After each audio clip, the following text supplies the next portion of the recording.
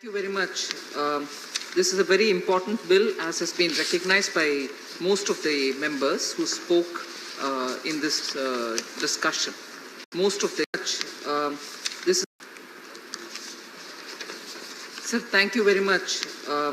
This is a very important bill, as has been recognized by most of the members who spoke in this discussion. It's important because in the last 1.5 to 2 years, we've come to know of so many cooperative banks or cooperative societies which are functioning as banks and calling themselves as banks who have come into difficulties. The oft-repeated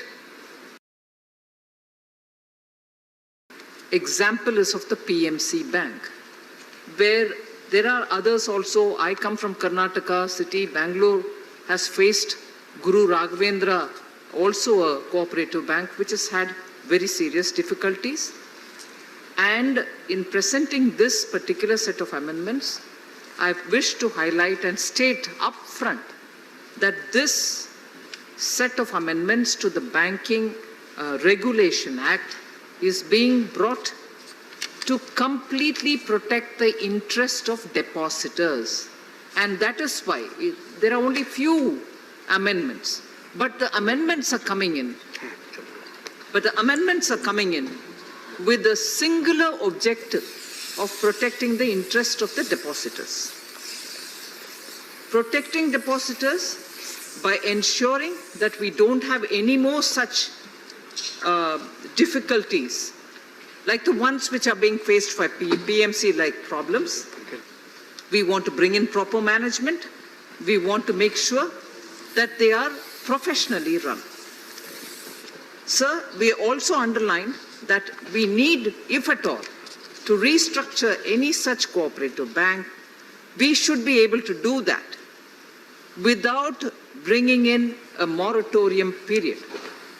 When we bring this provision that they can be restructured without a moratorium, which is what is being obtained by amending Section 45, we are able to give a quick recovery, quick payback, and also make sure the interests of the depositors are kept safeguarded.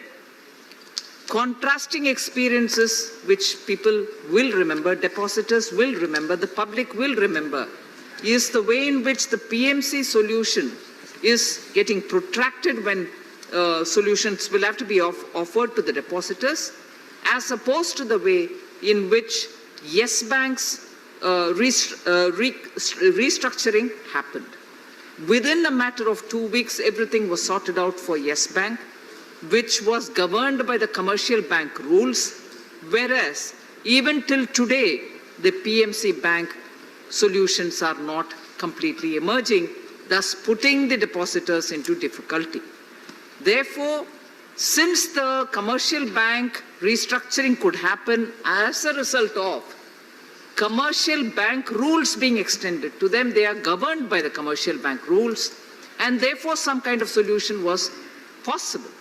Whereas commercial bank rules are not extended to cooperative societies which function as banks.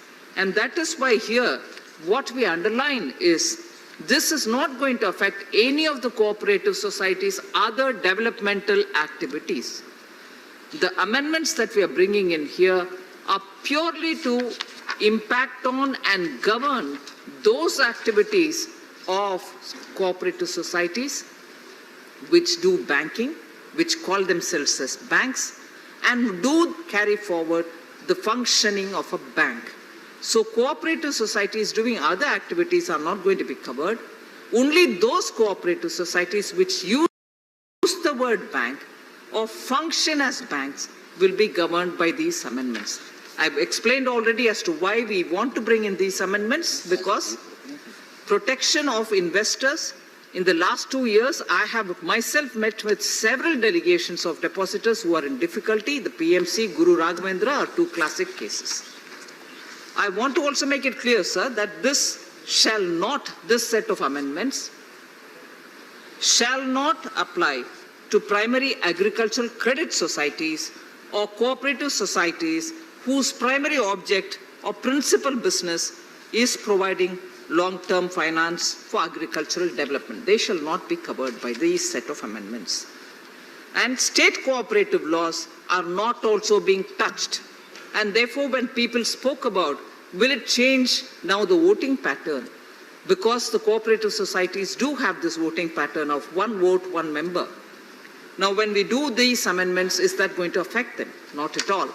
All that are governed by the state cooperative laws, and therefore, since we have nothing to do through these amendments on the state cooperative laws, nothing of that will change.